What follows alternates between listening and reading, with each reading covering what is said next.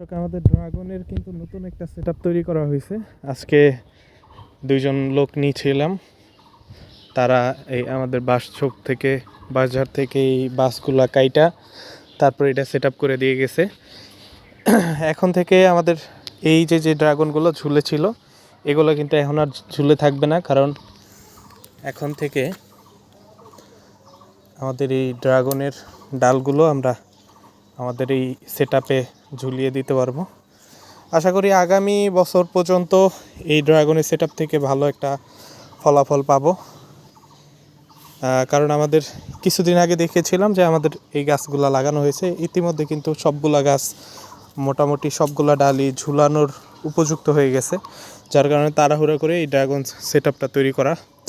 আমাদের নিজস্ব বাসঝোপ থাকার কারণে বাঁশ ঝাড়, যেটা যারা বাসঝোপ না চিনেন তাদের জন্য বলি যে বাঁশ ঝাড় যেটা, সে বাঁশ ঝাড় থাকায় যে সুবিধাটা যে আমরা কিন্তু আমাদের নিজস্ব বাঁশ দিয়ে এই সেটআপটা তৈরি করে নিয়েছি।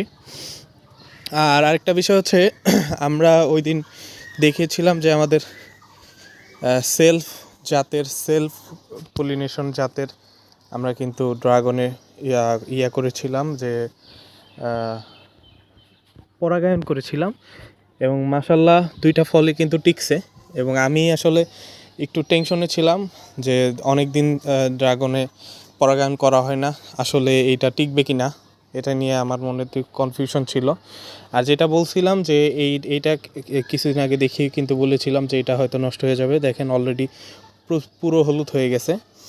হলুদ তখনই হয় যে এই অংশটা দেখেন, এটা পরাগায়নের পর এই অংশটা ফেলে দিতে হবে, এটা হলুদ হয়ে গেছে, দেখছেন।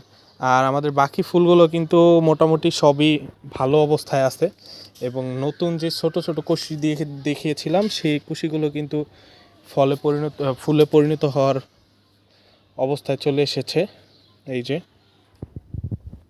আর আমাদের যে ছোট ছোট ফুলগুলো যে ছিল সেগুলো কিন্তু অলমোস্ট ফুটার অবস্থায় চলে গেছে, মানে ফুটার প্রস্তুতি নিচ্ছে, এই যে একটা। আর এগুলো হচ্ছে এই নতুন যে ফুল আসবে সেই ফুলের ছোট গুটি বেঁধেছে।